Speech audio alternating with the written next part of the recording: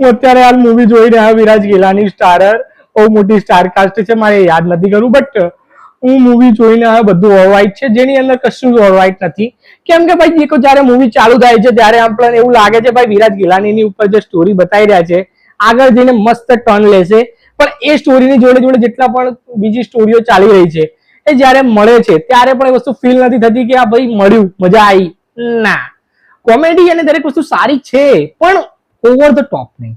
આમ કહેવાય ને કે એવરેજ કાઇન્ડ નું પિક્ચર સાબિત થઈ ગયું મારી માટે. મેં બહુ જ આશા રાખી હતી પણ છેલ્લે જોવા મળ્યું એવરેજ મૂવી.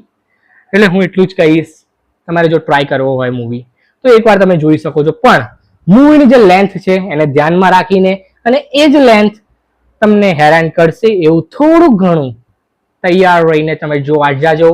બાકી ઓલરાઈટ છે કે નહીં એ તમે મને કોમેન્ટમાં જરૂર જણાવજો જોયા પછી કે જોવાની ઈચ્છા છે કે નહીં એ. બાકી મળીએ નેક્સ્ટ વિડીયોમાં. Take care, bye. This is my style.